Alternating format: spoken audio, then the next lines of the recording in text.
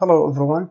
In this video I'm going to implement a bit count for 9-bit counter upward and downward as requested from us in the second project. So I will go from file and I'll create a new project wizard. As we can see here, we will have this page. It shows the introduction about the project name, directory, name of the top level design entry, project files that we need to implement this project, and targeted device family and FPGA that we want to upload the bitstream file to it, and EDA tools that we need to implement in case we have some simulations like test bench files or something like that. So I'm going to click next. After that, I should pick and choose the directory to this project where this project should be saved. For my case, I will go to school, design, and homework 2. I have for part 2. That will be here. Alright. The name of the project should be the same name for the VHDL design and the SDC file because it's important. Otherwise, we cannot compile the design. So the name is bit. Alright. Next, I will go with the project. I will add the file later. And here we don't have any file to upload them or add them to the design. So this stage is very important because here we will add the FPGA board to the design. So we are using the DE1-SoC board, and this is the family that we need. So I'm gonna copy it and paste it instead of looking for on it because sometimes I made some mistake in choosing the family, device, and board family. So I'm good now. For the simulation part, I'll go with model some Altera and pick VHDL. Alright, so seems everything is good and perfect. The directory, the project name, the family, device name also correct, and the simulation for the EDA tool, and then I'll click finish.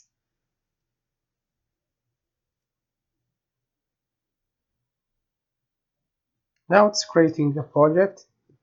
It takes some time based on the performance of the PC that you use. So for my case, my machine is kind of slow.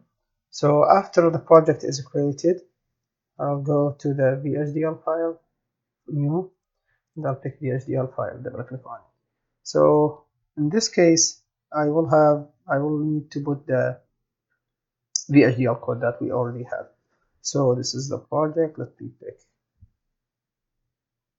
So here we got. I got it this one. Actually, I already prepared the code here, the same in case just I copied from the PDF. I will get some error, so I put it on a text file.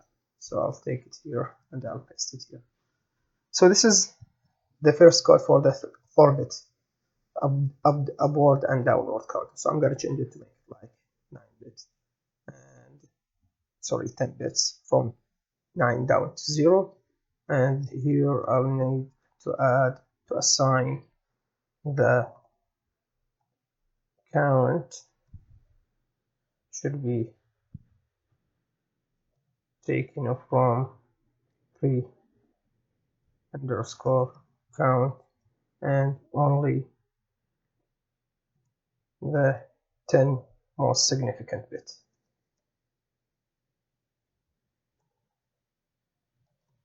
Down to 22.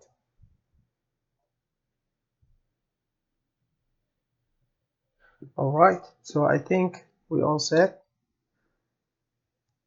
I need to save the file by clicking on save. I want to make sure that the lid counter is the same name, got the same name. Alright, lid counter. Then my next step is to create SDC file, which is synopsis design constraint file, and attach it to the design. Actually, we have it here, the code for it. There we are, which means 20 nanosecond, which is equivalent to 15 megahertz clock. Alright, and that's it. Then I'll click save and try to give it same name. Let wait. Now, after that, I'll need to attach the SDC file to the design. So I'll go to assignment, settings, and make sure that I'm on the same path. This is the SDC design. All right. Click OK. Now, I think we all set. I need to run the device right now. I'll click on Start Compilation and see what's going on. Actually, the compile design will take some time based on the machine that you have. So based on its performance, sometimes it takes so much time, and sometimes it takes, just a little bit time. So I'm gonna wait until it finishes, and I'll come back again.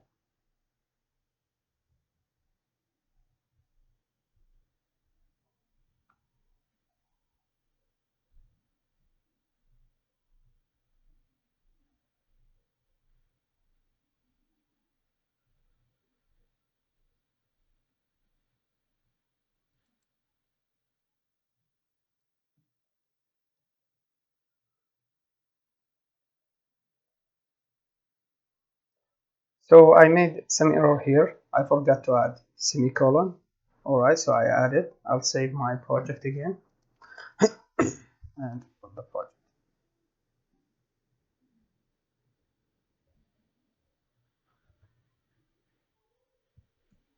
Alright, so I'm just gonna wait until the analysis and synthesis is done, and filter, assembler, time quest, EDA tools, until all of them are done, so I can assign pins for this design, and that will allow me to upload the bitstream file to the FPGA board.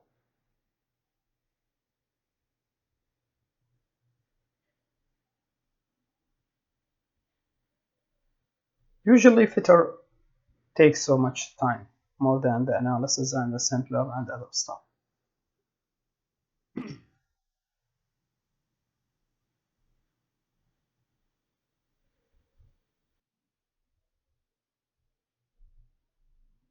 Okay, so I think for now everything is all set. I'm going to assign the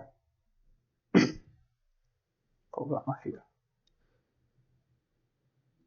So if we go through everything, this timing analysis, I think filter, and if we cannot find it here, we can just go from pin planner and pick everything. All right, so we got this window, clock, counters, all of them from 0 to 9, 10, good direction, and reset. Now we need to give every single input and output the desired pin assignment. So if we go here, there, we're gonna find the switches that we need and all the leads that we need. So for our case, I'm gonna just go back to the first part of the project and take the pin assignment. Okay, which is good. So I'll go with, let me minimize this so I can arrange everything in the same way. Okay.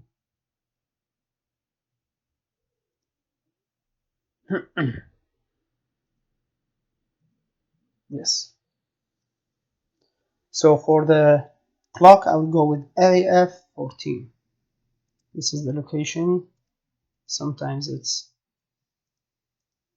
if it doesn't work like this, yeah, there we go. AF14. A, B, C, D, E, F, AF14. Now, for the count 9, I think I need, which is the 10. I need to find it on the pin assignments upward. Yeah. For the lid 9, pin Y21.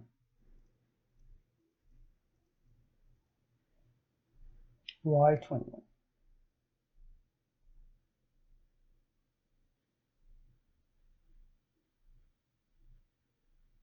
here we go. For pin 8 W22. Sorry, W21. For pin 7 W20.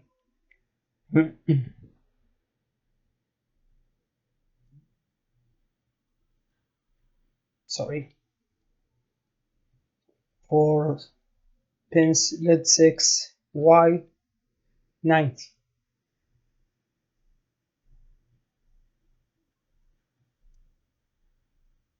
Got it.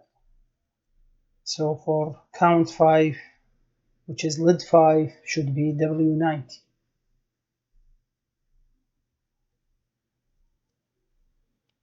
Now, for count 4, which is LED 4, should be W70.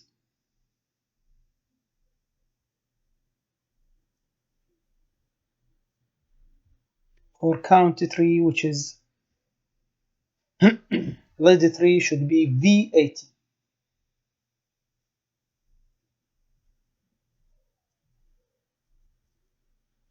Alright, and for count 2, which is LED 2, should be V70.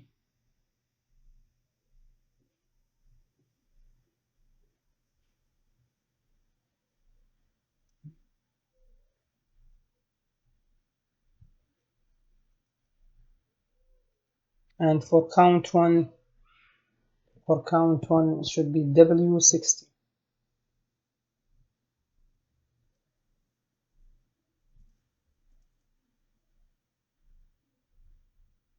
I think I made some change here for LED 4. I need to clear out it. It's Y, no, it's not Y. LED 4 is W70. Alright.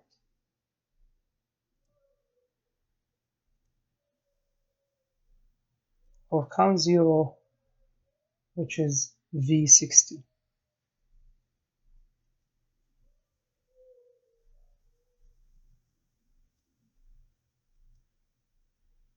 And for the direction, which is a switch, now I'm gonna take it from here. Direction is gonna be AE21. AE21.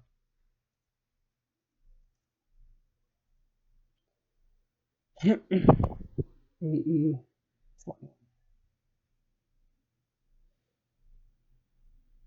AE12, sorry. And for the reset, which is the input, PA40. AA40. Alright.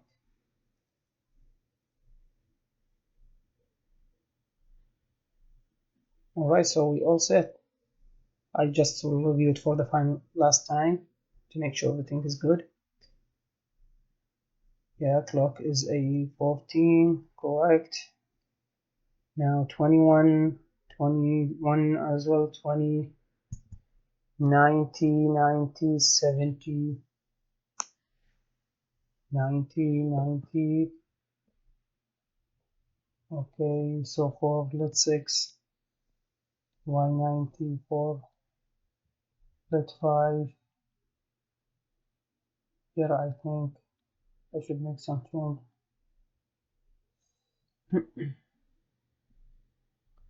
21, 20, 90. Oh, I think LED 4 should be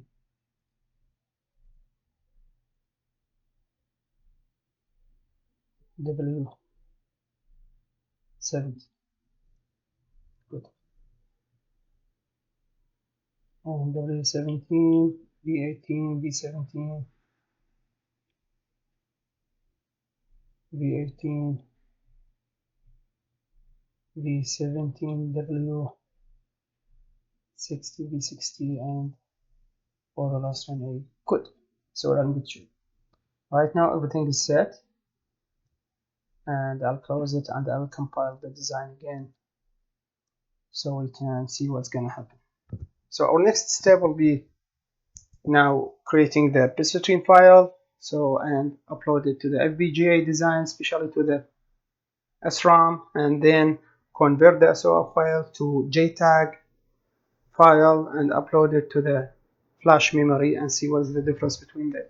Actually, for the SRAM, it's the the FPGA, and all the result will be turned off once we turn off the design. But however, if we use the the flash memory, once we upload the GIC file to the FPGA board, even though the device is turned off, once we turned on it again, we can see the same results saved on the flash memory, unless we erase it from the device itself.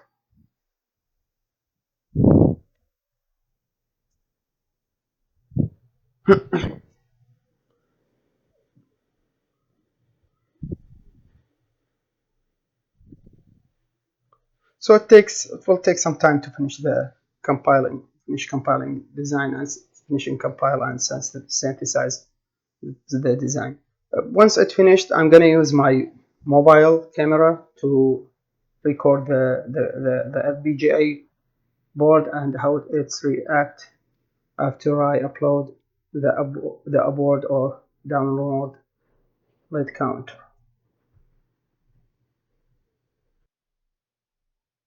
Yeah, now all set. After we finish, our next part will be uploading the bitstream file to the FPGA board. So first of all, I'll need to turn on the FPGA board, which is already turned on in my case, and I'll just open the programmer device. Alright, so from this here we want to make sure that the FPGA board is currently selected. Okay, and then we're gonna go for auto detect, choose the family device, click on OK, and we don't need this, delete, and I will add a file, the SOF bitstream file, which is here, SOF file. Alright, so everything is going very good. I will start uploading the bitstream file to the FPGA board and see what's going on. So once I click start, as you can see here on the board, successfully uploaded, and here we are. So right now the counter is counting, and it's down word counter. As you can see here, the blinking for the first 5 bit is very fast, which is okay. We can slow them down by simply adding another counter. So if I want to change the counter and make it upward, I will need to change the direction and make this switch button 1 and just reset the clock. So so as we can see here, it's changed now. It's upward counter. It's still counting. Alright, so what will happen if I turn off the FPGA board? Because right now the bitstream file is uploaded to the SRAM, and if I turn off the board, everything will goes down, and I need to upload the bitstream file again. Alright, so now it's working. I need to start uploading the file again, the bitstream file again. So once I upload it, as you can see here, now it's come back again. So our next part will be converting uploading the FPGA, the bitstream file to the flash memory. So in this case, it will give us like an opportunity to see the lead counter working even though we turned off the device. Okay, so for now I'll keep this one and I will close it. Alright, so I will close the window here and go. You want to modify? Yes, save, and I'll close the programmer for now. From file, I'll go to convert program. Okay, and I will, from this box, programming file type, I will choose JTAG indirected configuration file. And on the configuration device, I'm going to choose EPC S128. The mode is serial. Then I'll go to the SOF file. I need to add it, and I'll make sure that I'm going to mount this SOF file to the flash loader and add to the device, our device, which is Cyclone B C5CSEMA5. Alright, so everything looks good for now, so I'm going to click on generate. It says generate output file successfully. Okay, alright, so I'm going to close this window. From programmer, I'll go here, make sure we selected the hardware, the specific hardware, and go auto detect, choose this one. Alright, and after here we can go to can follow the instructions here on the and see how can we upload the device. So from the programmer we should choose the device that we want to specify. Alright, so as we can see here, none, and should be on the top of the device itself. Okay, so click on it, add file, output, GIC. Oh, I think this is an extra one, I don't need it, and I will pick this one and start.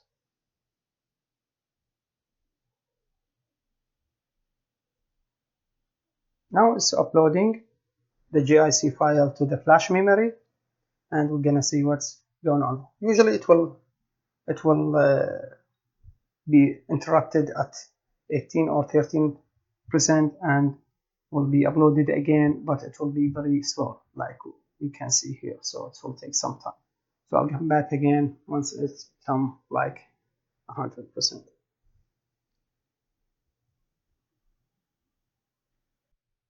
Now the device is the GIC successfully uploaded to the design, and as we can see here, this is the FPGA board. So if I turn it off right now and turn it in again, we can see the upward counter is counting and lids are blinking so fast in the beginning, and everything is good. So if I turn on, I will make it downward count. I'll make the direction 0 and I will pick 5. So it's counting right now downward from downward. And it will keep going. As if I turn it on again,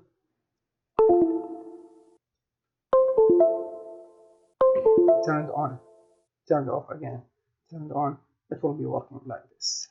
If I start it, it will count from the beginning. Start, I change the direction to 1, and we start it, it will count upward. And thank you so much for watching this video.